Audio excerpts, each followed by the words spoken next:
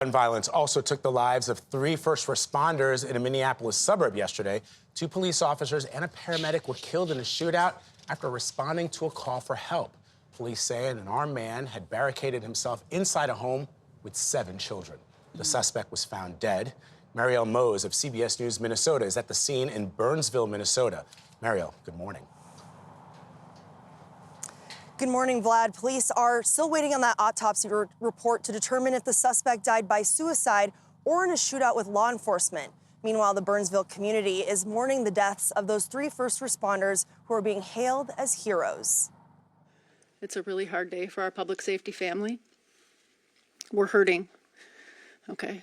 In an emotional press conference, law enforcement officials say they were heartbroken after a shooting rattled Burnsville in the early hours of Sunday morning. When officers got to the scene, they spent quite a bit of time negotiating with this individual who was barricaded in the home. Police say the incident began around 1:50 a.m. Officers responding to a domestic call about a man reported to be armed and barricaded with family, 7 young children ranging from 2 to 15 years old. Then, police say the situation escalated into gunfire.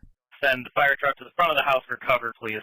3 first responders were killed during the shootout. Officers Paul Elmstrand and Matthew Ruge, both 27 years old, and 40-year-old paramedic Adam Finseth. Jason Skog lives nearby and said he was ordered to shelter in place. A series of gunfires, really rapid, like and then I knew right away that something bad was taking place. It wasn't until around 8 a.m., more than 6 hours after the incident first began, that the suspected gunman was reported dead. All of the children in the home were safely evacuated. Jesus, remember me. Last night, the Burnsville community gathered for a vigil to remember the lives lost. We know that our community is broken right now and our hearts are heavy. What exactly prompted that domestic dispute call on Sunday still remains under investigation. Police have not identified the suspect yet, but say they are waiting for confirmation from the medical examiner. Gayle? Mariel Mose, we thank you. That's an awful story.